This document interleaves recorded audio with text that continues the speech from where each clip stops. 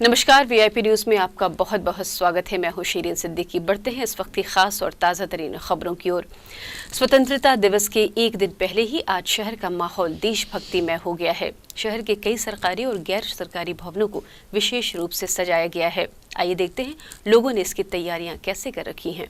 पूरे देश सहित राजधानी रायपुर में भी 15 अगस्त की तारीख बहुत जोर शोर से चल रही है और मेरे पीछे देख सकते हैं कि ये राजभवन है और यहाँ पूरा रंग रोहन का कार्यक्रम चल रहा है। इसके अलावा भी सारे जो सरकारी संस्थान हैं उन पर जो है रंग रोहन किया जा रहा है। लेकिन जो नीचे तबके के लोग हैं वो 15 अगस्त के बारे में, स्वतंत्रता के बारे में क्या सोचते हैं, उनसे ही बात करते हैं। स्वतंत्रता को लेकर आप क्या सोचते हैं? हम सोचते हैं हमारा देश के लिए 15 अगस्त का झंडा चढ़े, सबसे खुशी हमको लगेगा। हमारा जितना भी परिवार है, पूरा देशवासी हो, सब मौजूद हो झंडा फहराने के समय। क्या 15 अगस्त मनाएंगे भी है? हम लोग गरीब आदमी है, रोज कमाना रोज खाना है। गरीब आदमी के लिए हर चीज़ की है महात्मा करना चाहिए। जय छत्तीसगढ़ जय। क्या मायने हैं भैया? हम तो क्या मजदूर वर्ग के लोग हैं, रोज खाते रोज कमाते। बढ़िया है, आज़ादी का पर्व है, हमारे देश का त्यौहार है। मिलजुल के सबको रहना चाहिए, मनाना चाहिए और अपने देश में स्वच्छता अभियान के तहत सबको अपनी जिम्मेदारी उठाना चाहिए। आपके लिए क्या मायने रखता है स्वतंत्रता? रोज कमाने खाने वाले हैं बाबा, भारत देश के जीने खाने, बस रोज कमाओ रोज खाओ। तो आप लोगों ने लोगों को सुना कि किस तरीके से लोगों के 15 अगस्त के अलग ही मायने हैं, लेकिन सबका एक ही कहना है कि देश का झंडा हमेशा ऊपर रहना चाहिए। कैमरा पर्सन होरीलाल साहू के साथ पवन साहू, वीआईपी न्यूज रायपुर। अब बात करते हैं कोरोना से जुड़ी खास खबर की। कोरोना की तीसरी लहर कभी भी दस्तक दे सकती है। इस बीच छत्तीसगढ़ के स्वास्थ्य मंत्री टीएस सिंहदेव पिछले कई दिनों से दिल्ली में डेरा जमाए हुए हैं। अब इससे विपक्ष में बैठी भाजपा को बैठे बिठाए एक मुद्दा मिल गया है।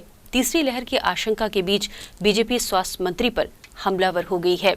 छत्तीसगढ़ विधानसभा के नेता प्रतिपक्ष धर्मलाल कौशिक ने बयान जारी कर कहा है कि छत्तीसगढ़ में कोरोना की स्थिति कभी भी भयावह हो सकती है। देश की विभिन्न जातियों को ओबीसी वर्ग में शामिल करने का अधिकार देने वाला संशोधन बिल आखिरकार संसद के दोनों सदनों में सर्वसम्मति से पारित हो गया है। इसके बाद छत्तीसगढ़ में ओबीसी को आरक्षण देने के मामले पर चर्चाएं फिर एक बार शुरू हो गई हैं। भाजपा के नेता इसे अहम फैसला बता रहे हैं, वहीं कांग्रेस प्रदेश में इससे बेहतर व्यवस्थाएं होने की बात कहते नजर आ रहे हैं। ओबीसी बिल के संसद में पारित होने के बाद प्रदेश के कृषि मंत्री रविंद्र चौबे का बयान सामने आया है। उन्होंने इसे छत्तीसगढ़ के परिप्रेक्ष्य में भिन्न बताया है और कहा है कि ओबीसी आरक्षण के लिए केंद्र में अभी प्रस्ताव पारित हुआ है, लेकिन हम उससे कई कदम आगे जा चुके हैं। उन्होंने बताया कि हमारे यहाँ हमने कानून भी बना लिया है। उन्होंने बताया कि पार्लियामेंट में जो बिल पास हुआ है उसका कोई असर छत्तीसगढ़ में नहीं है। छत्तीसगढ़ की अपनी खुद की तैयारी केंद्र सरकार से बहुत पहले से कर ली है। छत्तीसगढ़ के परिप्रेक्ष्य में ये मामला थोड़ा भिन्न है। ओबीसी आरक्षण के लिए छत्तीसगढ़ में हम अभी जो केंद्र में प्रस्ताव पारित हुआ है उससे कई कदम आगे जा चुके हैं। हमारे यहाँ हमने कानून भी बना लिया है और हेड काउंट के लिए हम समिति बना करके उस कार्य को जारी किए हुए हैं। इसलिए जो पार्लियामेंट में जो बिल पास हुआ उसका कोई असर छत्तीसगढ़ में नहीं है। छत्तीसगढ़ सरकार की अपनी खुद की तैयारी केंद्र सरकार से बहुत पहले से है। वहीं नेता प्रतिपक्ष धर्मलाल कौशिक ने ओबीसी बिल को समाज उत्थान के लिए एक महत्वपूर्ण फैसला बताया है। उन्होंने कहा कि प्रधानमंत्री नरेंद्र मोदी ने जो पहल की है वो देश हित में है। इससे पूर्व में भी समाज के हित में प्रधानमंत्री मोदी ने अनुकरणीय फैसला लिया है। ये फैसला समाज के सर्व विकास के लिए मील का पत्थर साबित होगा। नेता प्रतिपक्ष कौशिक ने प्रधानमंत्री मोदी का आभार माना है। मैं इसके लिए प्रधानमंत्री जी को बधाई देना चाहता हूं, धन्यवाद देना चाहता हूं कि जो हमारे ओबीसी आयोग है, संवैधानिक दर्जा उनके द्वारा दिया गया। आज भी लाखों ऐसे लोग हैं जो वंचित हैं। ऐसे लोगों के लिए संविधान में 127वां संशोधन लाया गया और संशोधन को लोकसभा में, राज्यसभा में पारित किया गया और ऐसे वंचित लोगों को उनका अधिकार मिलेगा। इसके लिए मैं केंद्र की सरकार को बहुत बहुत बधाई देता हूँ। अब बात करते हैं अगली खबर की। 2 सालों से तैयार अंतर्राज्यीय बस स्टैंड के लोकार्पण की तारीख आखिरकार तय हो गई है। मुख्यमंत्री भूपेश बघेल 23 अगस्त को अपने जन्मदिन के दिन इसकी सौगात प्रदेशवासियों को देंगे। इसे लेकर तमाम तैयारियां भी शुरू की जा चुकी हैं। बस स्टैंड पर नए रंग रोगन और सजावट भी किए जा रहे हैं।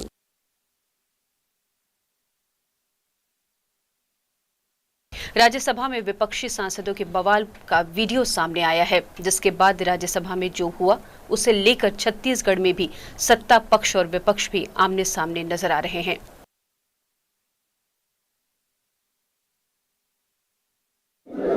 चाहे विधानसभा हो, लोकसभा हो, राज्यसभा हो, ये पवित्र सदन है कि जहां पर अल्पमत की बात को दबाई ना जा सके और इसका संरक्षण चाहे स्पीकर हो या सभापति हो, अध्यक्ष हो, उनके द्वारा दिया जाता है।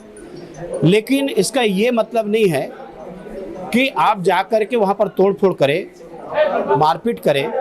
विरोध प्रदर्शन करने का तरीका है डिबेट में आप भाग लें, उसका विरोध करें।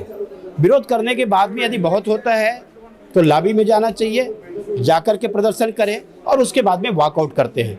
लेकिन जिस प्रकार से गुंडागर्दी का तस्वीर जो सामने दिखाई दे रहा है, मैं समझता हूँ इस लोकतंत्र को कलंकित करने वाला है।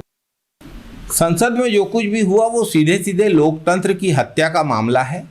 भारतीय जनता पार्टी के महिला विरोधी चरित्र का जीता जागता सबूत पूरे देश ने देखा। नारी शक्ति का अपमान हुआ है। महिला सांसदों का इस तरीके से अपमान यदि संसद में हो रहा है तो बाहर सामान्य महिलाओं के साथ देश में क्या होता है यह भी स्पष्ट हो रहा है। फूलो देवी नेताम, छत्तीसगढ़ की बेटी, आदिवासी महिला सांसद को संसद में धक्का दिया गया, घूंसों से उनके ऊपर वार हुआ, वे गिर गईं, उनके हाथ और पैर में चोट आई है। यही भाजपा का असली चेहरा है। महिलाओं का अपमान करना भाजपा का चरित्र है। लोकतंत्र में संसद को लोकतंत्र का मंदिर माना जाता है और यदि संसद में पुजारी की जगह पाखंडी बैठ गए तभी इस प्रकार का आचरण संभव है। कांग्रेस इसकी कड़े शब्दों में निंदा करती है। बढ़ते हैं अगली खबर की ओर। प्रसिद्ध नाट्य निर्देशक योग मिश्र को संस्कृति विभाग के एक अधिकारी ने पिछले दिनों अपमानित किया था और आपत्तिजनक टिप्पणी कर उन्हें आहत किया था। इस खबर को हमारे चैनल वीआईपी न्यूज ने प्रमुखता से प्रसारित किया, जिसके बाद देश भर के रंगकर्मियों और कलाकारों ने रोष जताया। राजधानी रायपुर में भी इसे लेकर प्रदर्शन किया गया और दोषी अधिकारी को पद से हटाने की मांग की गई। संस्कृति विभाग की कार्य प्रणाली, रवैये और रंगकर्मियों के साथ अभद्र टिप्पणी को लेकर आज छत्तीसगढ़ की कला संस्कृति से जुड़े सभी कलाकार प्रेस क्लब में एकत्रित होकर संस्कृति विभाग के अधिकारी विवेक आचार्य के खिलाफ मोर्चा खोला। साथ ही लामबंद होकर अधिकारी विवेक आचार्य को पद से हटाने की मांग की। ये बैठक इसलिए जो है आयोजित की गई है कि मेरे साथ जब जो व्यवहार हुआ उसकी पोस्ट मैंने जब फेसबुक में डाली तो मेरे पास देश विदेश के रंगकर्मियों के फ़ोन आने लगे और उन्होंने बोला कि कमोबेश जो है सारे देश में जो है रंगकर्मियों की जो है यही स्थिति है और यहाँ के छत्तीसगढ़ के जो रंगकर्मी थे उनकी हालत तो और भी ज़्यादा ख़राब है। तो छत्तीसगढ़ के जो रंगकर्मी हैं वो विशेष रूप से कह रहे थे कि जो है आपके साथ बहुत बुरा बर्ताव हुआ और हम आपके साथ हैं, आप एक बैठक आयोजित कीजिए, हम सब आएंगे और आपके साथ जो हुआ है ये आपके साथ नहीं हुआ, हम सारे छत्तीसगढ़ी संस्कृति कर्मियों की बेइज्जती है और उस अधिकारी को इसका सबक ज़रूर मिलना चाहिए। मैं आपको बता दूं कि मैं पिछले 1 महीने से जो है लगातार छत्तीसगढ़ के स्वतंत्रता संग्राम सेनानियों के ऊपर लेख लिख रहा था, फेसबुक में पोस्ट भी कर रहा था और लास्ट में 15 अगस्त को उसका समापन करने वाला था। इसी दौरान मैं उनके पास गया और उन्होंने मेरी बेइज्जती की। मैं यहाँ ये बताना चाहता हूँ कि मेरे पिता स्वयं एक स्वतंत्रता संग्राम सेनानी रहे हैं और उनका नाम जो है ये जिला कांग्रेस कमेटी के इसमें जो है आप देखिए दर्ज है, ये 6वें नंबर पे हर्षुल मिश्र, और ये अध्यक्ष रहे हैं जिला कांग्रेस कमेटी में के 1937 में। उस अधिकारी ने जो मुझे ये एक बात कही कि संस्कृति विभाग तुम्हारे बाप का नहीं है, तो मुझे एक बात यही सालती रही कि उसने मेरे पिता को गाली दी है। और अभी अमृत महोत्सव चल रहा है, मेरे पिता स्वतंत्रता संग्राम सेनानी रहे हैं और यहाँ पर गवर्नमेंट कांग्रेस की है। मैं कांग्रेस की सरकार से, यहाँ के मुख्यमंत्री जी से ये निवेदन करता हूँ कि इस मुद्दे को वो अपने पूर्वज का अपमान समझकर उस जो है संस्कृति विभाग के उस संचालक को ये सबक सिखाएं कि कोई भी विभाग किसी के बाप का नहीं है, जनता का है। ऐसा जवाब देना जो है ये बहुत निंदनीय है और सरकार के लिए भी जो है शर्म की बात है। छत्तीसगढ़ की कला, संस्कृति और लोक संगीत को अपने नाटकों के जरिए देश दुनिया में पहचान दिलाने वाले हबीब तनवीर की विरासत को आगे बढ़ाने का काम सरकारी स्तर पर तो नहीं हो पा रहा है, लेकिन जब बहुत से उत्साही रंगकर्मी लंबे लॉकडाउन के बाद अपने इस पुरखे को याद करने के लिए उनके 99वें जन्मदिन 1 सितंबर पर नाट्य समारोह करने छत्तीसगढ़ के संस्कृति विभाग गए तो उन्हें अपमानित कर बाप दादा याद दिलाया गया। प्रसिद्ध नाट्य निर्देशक योग मिश्र को अपमानित कर वहां से लौटाया गया। वो बहुत दुखद है, बहुत ही दुखद है, जो कि योग जी से जानकारी मिली कि ये इस तरह की घटनाएं हुई तो वो बहुत आप जब किसी का अपमान कर रहे होते तो दरअसल आप अपना सम्मान खो रहे होते हो, लगभग यही बात है। तो ये दुखद है, अगर ये घटना घटी है इस तरह की जो जैसी कि जानकारी योग जी के द्वारा मिल रही तो ये बहुत खराब है, दुखद है, मैं इसकी निंदा करता हूँ। नहीं, इसके लिए अभी आज सब सारे कलाकार इकट्ठे हुए हैं, यहाँ बातचीत कर रहे हैं, आपस में राय विमर्श करके जो भी चीज़ें, जो भी सामूहिक रूप से सभी के सामंजस्य से, समन्वय से और सहमति से जो चीज़ें तय की जाएंगी उसके हिसाब से कलाकार जो है आगे बढ़ेंगे और अपने काम को लेकर अपनी जो मांग है उसकी पूर्ति के लिए जो भी प्रयास होगा वो कलाकार करने में पीछे नहीं हटेंगे। हबीब तनवीर की 99वीं जयंती पर लॉकडाउन में तैयार नवोदित कलाकारों के 5 नाटकों का प्रदर्शन संस्कृति विभाग के सहयोग से करना चाहते थे, लेकिन संस्कृति विभाग के दुर्व्यवहार के कारण दुखी कलाकारों ने बैठक में अपने दम पर समारोह करने का निर्णय लिया। अब बात करते हैं मौसम से जुड़ी खास खबर की। मौसम की बेरुखी और जल संसाधन विभाग के उदासीन रवैये के चलते फिंगेश्वर विकासखंड के ग्राम पंचायत पेंड्रा, ग्राम पंचायत पाली, ग्राम पंचायत बिनौरी सहित 13 गांव के किसान खासे परेशान हैं। पानी की कमी के कारण खेत पूरी तरह सूख गए हैं और खेतों में दरारें पड़ने लगी हैं, जिससे सैकड़ों किसानों की फसल बर्बादी की ओर है, जिसकी अब तक सुध लेने वाला कोई नहीं। कलेक्टर साहब के पास पानी की समस्या लेकर आए हैं। जो सिकासेर बांध से जो पानी मिलता है वो अपने इधर नहीं मिल रहा है, फिंगेश्वर डिस्ट्रिक्ट में, और इधर किरवई के इधर पानी खूब जा रहा है। तो अपने एसडीओ सर है वो अपने हिस्से की पानी नहीं ले पा रहे हैं, इसलिए हमारे 10-15 गांव के किसानों को बहुत समस्या हो रहा है पानी की। हमारे यहाँ एक बूंद पानी पेंड्रा तक नहीं पहुँच पा रहे हैं। विधायक महोदय जी से फिर कहाँ भेंट कर फिंगेश्वर से भेंट किए हैं तो कि अपने जनप्रतिनिधियों से, अपने छोटे अधिकारी कर्मचारियों से संपर्क करो बोलते हैं, तो विधायक रखे से क्या मतलब पड़ते हैं हमको। तो यहाँ तक हम अधिकारी कर्मचारी के चक्कर कर रहे हैं, हम इसने जनप्रतिनिधि के रहते हुए हमको गरियाबंद तक नहीं पहुँचना पाना था। यही है हमारा। नहर पानी की समस्या लेके आए हैं हम लोग पेंड्रा और पाली के किसान। मैं पेंड्रा का सरपंच पवन कुमार खरे, और जाते हैं सीओ एसडीओ के पास तो वो लोग पानी नहीं देते हैं, और इधर किरबई साइड बहुत ज़्यादा पानी जा रहा है। हमारे गांव को फसल 4-5 दिन में मर जाएगा पूरा। धान पूरा दरार में हुआ है, जमीन पर दरार फट गया है, मुझे आ रहा है धान, और जब भी जाओ तो बोलेगा नहीं भाई दाड़ा गया है। तो मेरा ये कहना भी अधिकारी हो, तुम्हारा अधिकार का पानी कम से 5 फीट लो भाई, लो तो फिर फिंगेश्वर पहुँचेगा पानी बेलर तक जा रहा है। उसके बाद 1500 गाँव बचा है।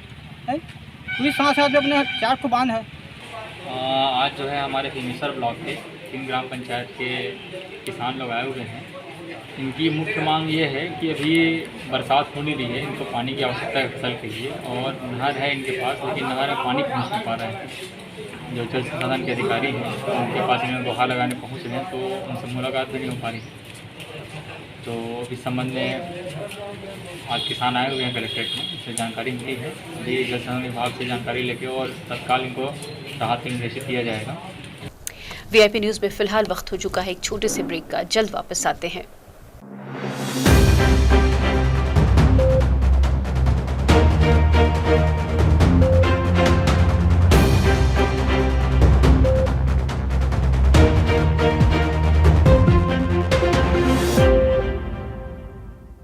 वीआईपी न्यूज़ जो चैनल अभी लॉन्च किए हैं, मैं उन सभी उनके संचालक गण और जितने भी उनके स्टाफ है सबको मैं बहुत बहुत शुभकामनाएं और बधाई देना चाहती हूं कि वो देश विदेश, अपने प्रदेश, गांव, घर सभी के समस्याओं को पूरे प्रदेश में रखें और उनकी समाधान हो और इनका चैनल बहुत बढ़िया आगे बढ़े। इन्हीं शुभकामना मैं देती हूँ। वीआईपी न्यूज़ को मेरी तरफ से बहुत बहुत शुभकामनाएं। आप तेज़ी से काम करें और मैं आपके आगे बढ़ने के लिए, पॉपुलर होने के लिए अपनी तरफ से शुभकामनाएं देती हूँ। वीआईपी न्यूज़ चैनल छत्तीसगढ़ में नया लॉन्च हुआ है और हमारी बहुत बहुत शुभकामनाएं इस चैनल को है और ये इनसे उम्मीद है, विश्वास है कि छत्तीसगढ़ के गिरे कुचले दबके और ज़रूरतमंद लोगों की समस्याओं को ये उठाएंगे, समाज और सरकार को अवगत कराएंगे और उसका समाधान का भी निष्पक्ष प्रयास करेंगे। वीआईपी न्यूज़ एक नया चैनल लॉन्च हो रहा है, उसके लिए उनको बहुत बहुत बधाई पूरे प्रदेश की ओर से। आपको बहुत बहुत शुभकामनाएं कि एक नया खबर नया उसमें आ रहा है और नए ढंग से एक वीआईपी न्यूज़ शुरू हो रहा है और उसमें अच्छी खबरें आएंगी, ऐसा उम्मीद है। अपनी तरफ से बहुत बहुत बधाई और शुभकामनाएं।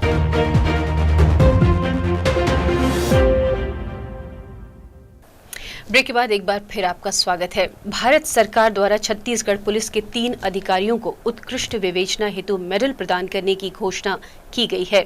केंद्रीय गृह मंत्रालय द्वारा वर्ष 2021 के लिए छत्तीसगढ़ पुलिस के बेमेतरा में पदस्थ उप पुलिस अधीक्षक राजीव शर्मा, राजनांदगांव में पदस्थ उप निरीक्षक इंदिरा वैष्णव और बस्तर में पदस्थ सहायक उप निरीक्षक इंदु शर्मा को अलग अलग प्रकरणों में उत्कृष्ट विवेचना करने पर पुरस्कृत किया जाएगा।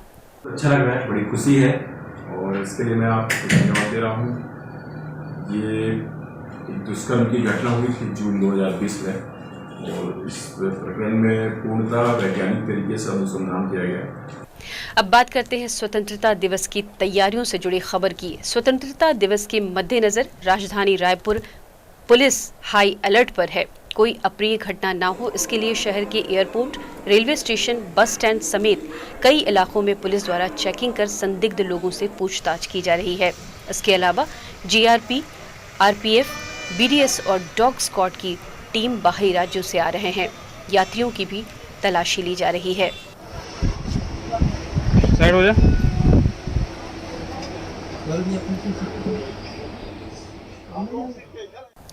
अब बात करते हैं बिजली की दरों पर बढ़ोतरी की खबर। बिजली की दरों पर बढ़ोतरी के विरोध में 17 अगस्त को भारतीय जनता पार्टी पूरे प्रदेश भर में जिला स्तर पर बड़ा प्रदर्शन करने जा रही है। ये जानकारी प्रेस वार्ता लेकर नेता प्रतिपक्ष धर्मलाल कौशिक ने दी। इस मौके पर पूर्व मंत्री राजेश मूणत भी वहां मौजूद रहे। हमारे संवाददाता ने प्रदर्शन को लेकर नेता प्रतिपक्ष धर्मलाल कौशिक से बातचीत की।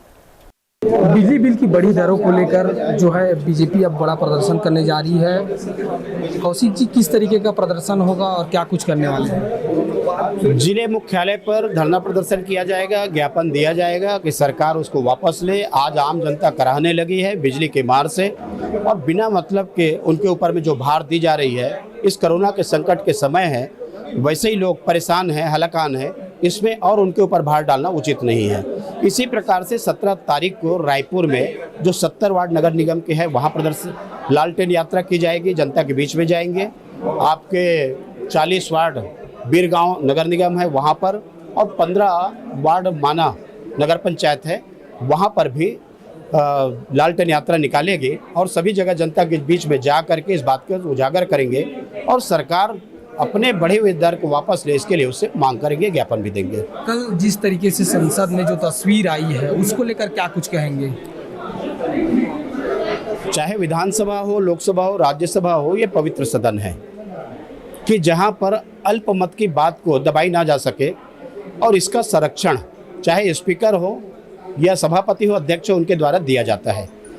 लेकिन इसका ये मतलब नहीं है कि आप जाकर के वहां पर तोड़फोड़ करें, मारपीट करें। विरोध प्रदर्शन करने का तरीका है डिबेट में आप भाग लें, उसका विरोध करें। विरोध करने के बाद भी यदि बहुत होता है तो लॉबी में जाना चाहिए, जाकर के प्रदर्शन करें और उसके बाद में वॉकआउट करते हैं। लेकिन जिस प्रकार से गुंडागर्दी का तस्वीर जो सामने दिखाई दे रहा है, मैं समझता हूँ इस लोकतंत्र को कलंकित करने वाला है। तो आप देख सकते हैं जो नेता प्रतिपक्ष है धर्मलाल कौशिक, उनका साफ तौर पर कहना है कि जो जिस तरीके से कल संसद में तस्वीर आई है वो गुंडागर्दी की है। साथ ही बिजली की दरों में जो बढ़ोतरी हुई है उसको लेकर 17 तारीख को बीजेपी पूरे प्रदेश भर में बड़ा प्रदर्शन करने जा रही है। कैमरा पर्सन होरीलाल साहू के साथ कोमन साहू, वीआईपी न्यूज़, रायपुर। शहर के एक डॉक्टर से ब्लैकमेलिंग कर 5 लाख रुपए की डिमांड करने का मामला सामने आया है। इसमें सिविल लाइन पुलिस ने मनेंद्रगढ़ निवासी निखत परवीन शबरी नाम की युवती के खिलाफ केस दर्ज कर उसे हिरासत में ले लिया है। मिली जानकारी के अनुसार युवती पहले भी इस डॉक्टर को ब्लैकमेल कर चुकी है।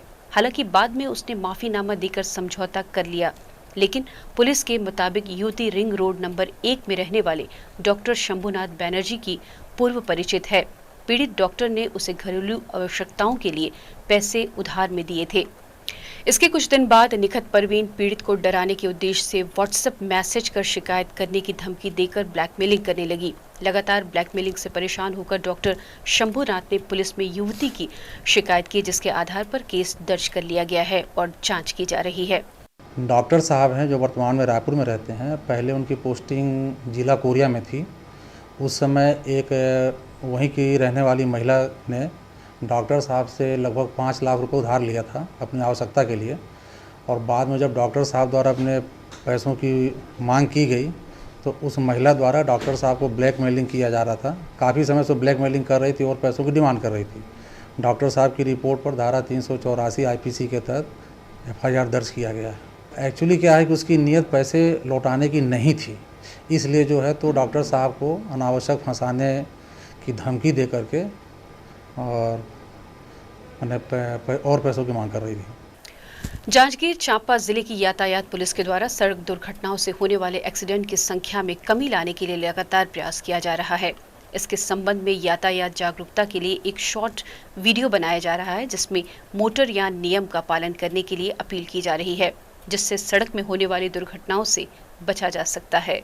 जिला यातायात जांजगीर चांपा के द्वारा सड़क हादसों से होने वाली एक्सीडेंट की संख्या में कमी लाने के लिए लगातार प्रयास किया जा रहा है। प्रवर्तन कार्यक्रम के साथ साथ जागरूकता के लिए भी एक शॉर्ट वीडियोस की शूटिंग कराई जा रही है, जिसके माध्यम से आम लोगों को यह संदेश देने का प्रयास किया जा रहा है कि मोटरयान नियम का पालन करें ताकि वो किसी प्रकार की अनहोनी होने से सेफ रह सकें। इस संबंध में जिला यातायात का आयोजन किया जाना है, उसी के लिए सारी तैयारी चल रही है। कोरोना की तीसरी लहर के डर से अब वैक्सीन की अहमियत बढ़ा दी है। जहां पहली लहर में लोगों में वैक्सीन को लेकर हिचकिचाहट थी, लेकिन वैक्सीन की डोज लगने के बाद उससे अच्छे परिणाम भी लोगों को देखने मिल रहे हैं। अब अलग अलग कंपनियों की वैक्सीन की मिक्स डोज पर लोग संशय की स्थिति में हैं। देखिए क्या है सारी रिपोर्ट। वैक्सीन की कमी के बीच ये बात सामने आ रही है कि वैक्सीन की पहली डोज और दूसरी डोज किसी और कंपनी की आप लगा सकते हैं, यानी अब लोग अलग अलग वैक्सीन डोज मिक्स करके लगा सकते हैं। अब लोगों के मन में सवाल उठ रहा होगा, 2 वैक्सीन को लगाने का क्या असर होगा। आईसीएमआर की स्टडी में कहा गया है कि एडिनो वायरस वेक्टर प्लेटफॉर्म आधारित वैक्सीन के बाद पूरी तरह से निष्क्रिय वायरस वैक्सीन कॉम्बिनेशन के साथ वैक्सीनेशन न केवल सुरक्षित है बल्कि अलग अलग वेरिएंट से लड़ने में इम्यूनिटी को और मजबूत बनाता है। कोरोना कोर कमेटी के सदस्य डॉक्टर ओपी सुंदरानी ने बताया कि ये एक नया कॉन्सेप्ट है। इस पे रिसर्च काफी दिनों से चल रहा था, लेकिन गाइडलाइन आईसीएमआर और गवर्नमेंट की तरफ से आना बाकी है। अगर लिटरेचर को देखें तो अगर 2 वैक्सीन अलग अलग लगाई जा रही है और दोनों का अगर मैकेनिज्म अलग है, जैसे कि एक वायरल वेक्टर पे है और एक होल इनएक्टिवेटेड वायरस पे है, तो संभवतः इम्यूनिटी ज़्यादा मिलेगी या ज़्यादा स्ट्रेन्स को कवर करने की संभावना है। बट स्टिल कॉन्क्रीट डाटा आने तक हमको वेट करना चाहिए। अर्ली कमेंट्स करना कई बार गलत भी हो सकता है। अब गाइडलाइन आईसीएमआर और गवर्नमेंट की तरफ से आना बाकी है, तो लोगों के लिए बेहतर यही होगा कि अभी कुछ समय और इंतजार करें। रायपुर से कैमरा पर्सन अमीन कुरैशी के साथ खोमन साहू की रिपोर्ट। छत्तीसगढ़ में बस में सफर करने वाले यात्रियों को अब अपनी जेब ढीली करनी पड़ सकती है। दरअसल प्रदेश में जल्द ही बसों के किराए बढ़ सकते हैं। कई समय से परिवहन संघ द्वारा बसों के किराए की दर बढ़ाने की मांग की जा रही थी, जिस पर अब विचार अंतिम चरण पर है। सूबे के परिवहन मंत्री मोहम्मद अकबर ने इसके संकेत दिए हैं। हम आपको ये भी बता दें कि परिवहन संघ ने 40% किराए बढ़ाने की मांग की है। ईंधन की बढ़ती कीमतों का हवाला देते हुए बस मालिक लंबे समय से किराए में बढ़ोतरी की मांग कर रहे हैं। इसके आदेश भी जल्द जारी किया जा सकता है। देखिए, छत्तीसगढ़ यातायात महासंघ की मांग थी कि जिस तरीके से डीजल की रेट बढ़ते जा रहे हैं उसी तरीके से हमने किराए वृद्धि के लिए शासन से मांग किया था। पहली मांग हमारी ये थी कि जब 48 रुपये डीजल का रेट था और आज करीब 100 रुपये पर लीटर हो गया है, मतलब डबल से भी ज़्यादा, तो हमने 40% किराए वृद्धि के लिए सरकार से मांग किया था और एक नॉन यूज का मामला था। तो नॉन यूज के मामले को तो सरकार ने मान लिया है, जो हमारी वो मांग पूरी हो चुकी है।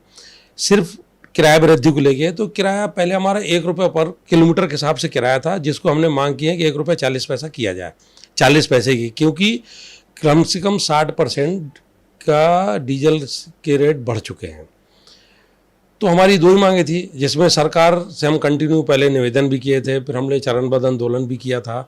बट जब हमने 1 दिवसीय बसों को बंद किया था, तब सरकार ने हमारी बात को हमें बुला के और बात किया और ये सहमति बनी कि जो भी होगा कि यात्रियों को भी भारी ना पड़े और आप लोगों को भी तकलीफ ना हो, इस हिसाब से आपका किराया बढ़ा दिया जाएगा।